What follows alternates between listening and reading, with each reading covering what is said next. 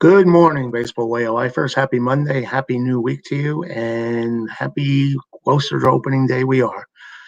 Today we're doing our 30 in 30 days, 30 teams in 30 days, and today we spotlight the city from the city of brotherly love, the Philadelphia Phillies. Yes, yes, yes. It's time to talk Philly baseball. So grab a cheesesteak and grab a soft pretzel and sit back and enjoy the ride. Well, 2021 during the off season looked like it's going to be a big question mark. Wasn't sure if the Phillies were going to try to somewhat rebuild because they were crying financial problems and they were trying to get rid of Zach Wheeler, not sign Didi, let JT Real Muto walk. It looks like they've had a change of heart, and JT was signed long term. That's a good deal. Didi has re-upped with the Phillies, and Zach will be part of the pitching attack. Now, the Dave Dombrowski era has begun. Now, we know Dave was a guy who can rebuild franchises. He goes after big talent. So I didn't expect the Phillies to do anything less than what they did during the offseason. I did expect them to spend money, but you never know in this day of COVID-19 what direction the Phillies were going to go into, because they laid off a lot of front office personnel, et cetera, and things were looking gloomy. Then all of a sudden the purse strings opened up, and the Phillies are spending money again. They also hired Sam Folder as a new GM, and Joe Girardi is back as Philly manager. Uh, Joe's a manager at heart, and I think he'll be the perfect fit for this Philly team for the next few years. But even a good manager will tell you, you need a friggin' bullpen. Oh my goodness. The guys they had last year were nothing but Fruit Loop dinguses. What were they thinking with that bullpen? I mean, they just couldn't put a fire out for the life of them. It's one of the worst bullpens in baseball history. So hopefully they can at least improve it. It doesn't have to be a great bullpen. They just need to improve it. They'll have Hector Neris step up as the closer in 21, hopefully. And Archie Bradley, who they signed as a free agent, he'll be coming out of the bullpen too, probably as the setup man. And the starting rotation, the top three is about as good as any three in the National League, with Aaron Nola, Zach Wheeler, and Zach Eflin, three guys who have really good arms. And we saw what Aaron Nola could do when he put it all together. He would have been the best pitcher in the National League if Jacob deGrom was an American League pitcher one year. And he's got really good stuff. I mean, I think Aaron Nola is actually a little bit underrated. And Zach Wheeler, when he is healthy, he is on. And when he's got his location, he could be as good as anybody. But he has his moments where he falls off track. So if Zach can give them a full good season and Zach Eflin can pitch like he can, it could get interesting. But Zach and Noah, with 1-2 punch, if they live up their potential, they're as good as any in the National League. So big things expected from them. And Bryce Harper, he's always going to be the lightning rod for this team, and he's going to be the guy that they look forward to carry the ball club. Now, Bryce puts up good numbers every year. Don't get me wrong. You know, his 30 homers, 80 to 100 RBIs, batting 270. But he needs that year like he had with the Nationals when he was just off the charts. If he can do that, the Phillies are serious contenders in the National League East. He can do it, but he's only done it once in his career. He's a good ball player. Don't get me wrong. I think people have expected a little bit more from Bryce, and I think so did the Phillies. So if this romance is going to work, it's going to have to start happening soon, because Bryce is in those years now, is 27 to 32-year range, where 32-year-old range, where we're expecting big things from him as he's now 28. JT Real Muto is the key also, because if they did not sign JT, that would have been like the Phillies throwing in the towel. Now, of course, when Steve Cohen took over for the Mets, everyone expected him to throw these humongous contracts out there. But Sandy Alderson's fiscally responsible, and he knew he could probably spend more money more wisely elsewhere, even though JT was a better choice. But I don't think he wanted to put all his eggs in one basket at catcher, because at this point, JT is reaching the age where he can be prone to breakdown, and to sign him to a long-term contract as a catcher when he's 30 years old probably isn't the most feasible thing to do. But for Phillies, they have to save face, and he is the best catcher in the game right now. So for the next year or two, uh, Phillies do have themselves one of the premier catchers in the game. And probably the designated hitter will come into the forefront next year in the National League. So JT can also phase into some DH duties. So it'll work out this year for the Phillies, but I can see why other teams may be shied away, because once you reach 30, you really do start declining as a catcher. I can't think of many who actually got better from age 30 and beyond. They've always moved to another position. Johnny Bench, you can go right down the line.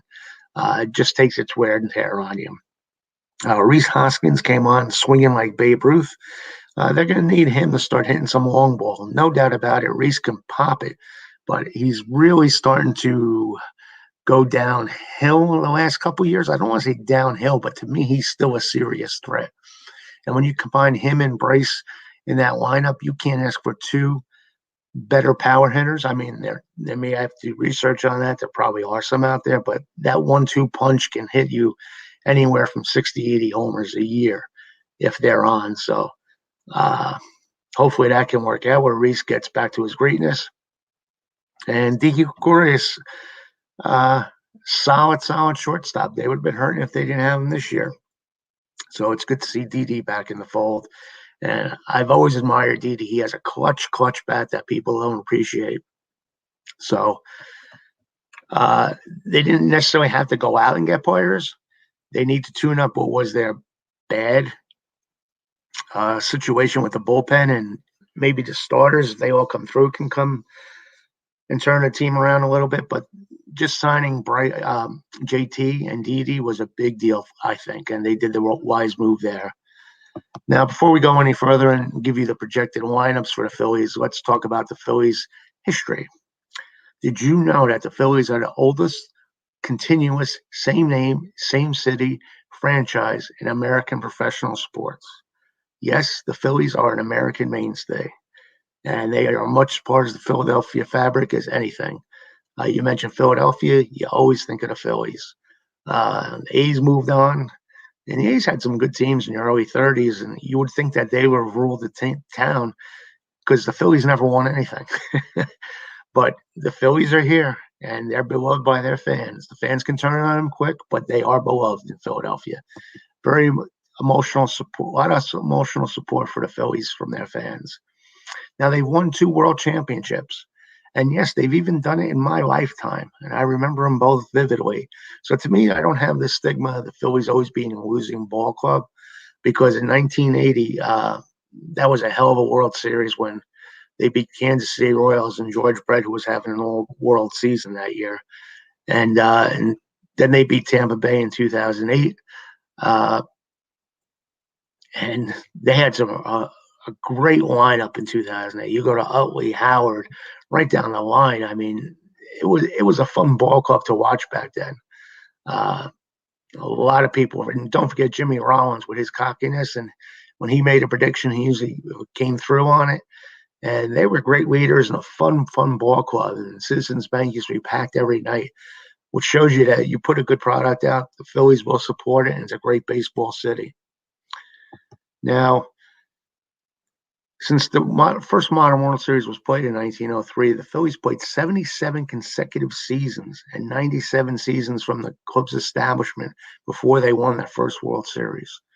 So you talk about other teams with long droughts. 77 years, basically since we started considering baseball the modern era in 1903. That is a long time. I mean, people were born and died during that stretch. So to be a long-suffering, I mean, we always hear about the Cubs and everything, but the Philly fans paid their price too. But I'm glad to see that, they did win. I never want to see a franchise fail. Not every franchise can win, so someone's going to have to fail. But I never feel bad for a franchise. Even this Met fan, I appreciate the Phillies fans' enthusiasm. I love their ballpark. And as long as you don't act stupid, they're not going to really retaliate. But try not to wear the shag of your favorite team there, because you'll get a little verbal taunting, and whether or not you can handle it or not, it's another story. Just beware if you are an opposing fan going to Philadelphia, though. They look for any reason to jump on you. That's because they're that passionate, but passionate could be good and bad. So most of the time they're good, but there's always a few out there that let it rip. And what people don't realize is since division play began, the Phillies have won 11 division titles, which is pretty good. And they won 5 consecutive division titles in 2000, from 2007 to 2011. So they were rocking the NL East in the year I just spoke about. And these are ranked 6th among all teams, the 11 division titles, and 4th in the National League. So division play began in '69. So the Phillies weren't really a factor till like the mid '70s. So that's not bad. That's like almost on an average 1 every 4 years. So Philly fans should be proud about the product that the Phillies been putting out in the last few decades.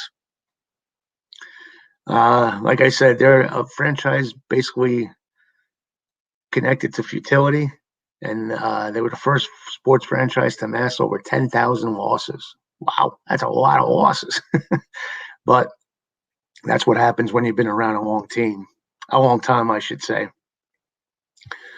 Now let's get back into 2021 and talk about the Phillies. This is the way I think the lineup will look when they start the season. And left field looks like we'll have Andrew Mccutchen.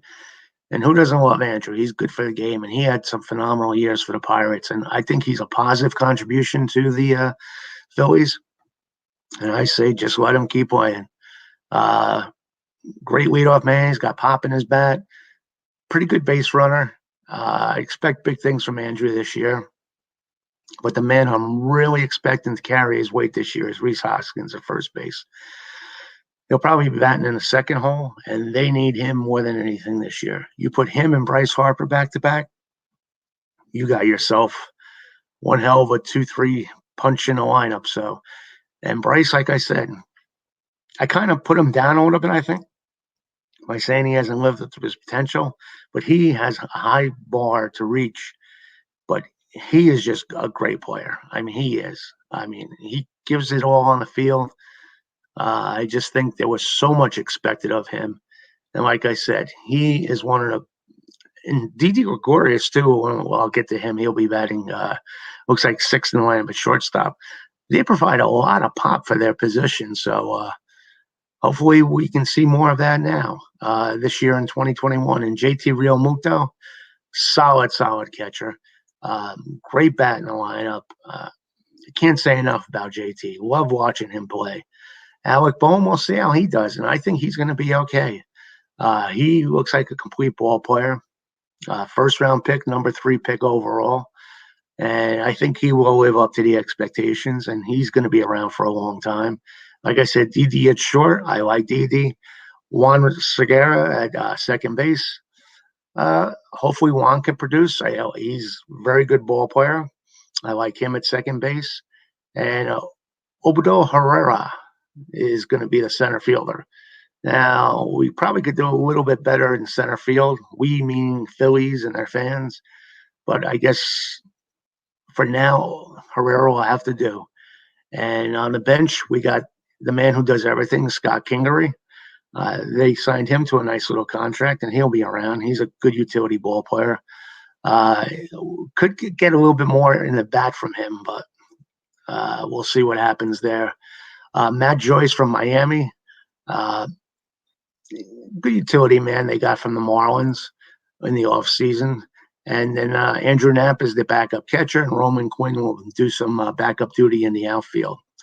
Now, the starting staff, as I was saying, I like the top 2 guys in that rotation. The only thing is they just have to stay healthy, and they just have to pitch the way they can when they're on top of their game. And Aaron Nola and Zach Wheeler, very, very good, especially Noah. I'm in love with Aaron Noah. I'm a big fan of Aaron Noah. And Zach Eflin, first-round pick, the Padres way back in 14. And now he's 27, so he should be coming into his own. I think he should be mature enough to do well. I don't consider him a number one or a number two. Let's put it that way. But as a number three, he could be very, very respectable, and I do like his arm. Vince Velasquez is always there to perform. They got him in 2015 from Houston. He's done well. I mean, not much expected from him. He's been given good outings every year. And then Matt Moore, who is coming in from Japan. Matt Moore wants an American revival, and let's see what he has in the tank for him. But Matt has potential.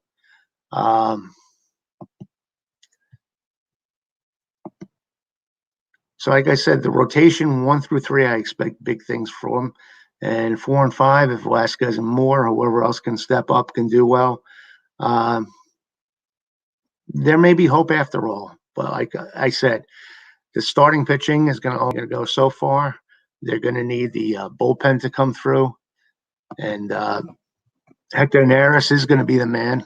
He the man.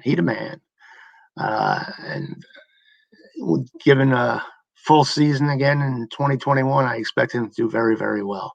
Lively arm and Archie Bradley, the same thing. Archie Bradley, they signed as a free agent from Cincinnati, and he'll probably be the setup man or a closer. Probably Neris and Bradley are both going to be close. And then the setup man is probably going to be Jose Alvarado, who they got in a trade from Tampa Bay. So he's used to like filling out whenever he needs to, coming from Tampa Bay. So he'll be a welcome addition. And then Brandon Kinsler is another setup man. He'll probably come in like the 7th inning. And another free agent they got from Miami. So you can see they opened up the purse to sign some free agent relievers. And that's always a crapshoot to begin with, but they had to do something with everything they had last year. So, and some of the other free agents they got were Tony Watson from San Francisco, lefty. And let's see, they also signed Chase Anderson from Arizona as a righty reliever. So basically they acquired 5 relievers during the offseason. They had to do something. So hopefully that makes amends for everything. Where will the Phillies be? In a perfect world, if everything goes well, they got an outside shot at division title and an outside shot at second place. Like I said, they'll be entertaining. Philly fans are going to have fun. And I think by Labor Day, you guys will still be in it. I just don't think they have enough guns to bypass the other 3 teams in the division, the Nationals, the Mets, and the Braves. But it'll be fun in the end. Never say never. That's the beauty of it all. You got to play the game. So never give up, Philly fans. So I'm not predicting the playoffs, but we'll see what happens. And that'll be it for my Phillies review here. Hope you enjoyed it. If you do, hit like. If you don't, hit dislike. Please feel free to leave comments about this broadcast, this little vignette on the Phillies, or anything else that you'd like to see me do. Like I said, I do at least 1 video a day that I load up to the Facebook group. And then more often than not, there's other videos during the course of the day that are on the Facebook group. I mean, the YouTube. Take time out. Have some coffee stand. On the YouTube page, which is Baseball Way of Life. And if you want to see everything that's coming up and get alerted when there's a new video, or just look at everything I've done in the past, just subscribe to the group and you'll be able to call everything up. So once again, thanks to everybody in the group. You guys rock it as you always do. Every day I learn so much from you guys on the group site, and I really do appreciate all your contributions. And have a great day. Have a great rest of the week. Make it a good one. Play ball. And for now, adios.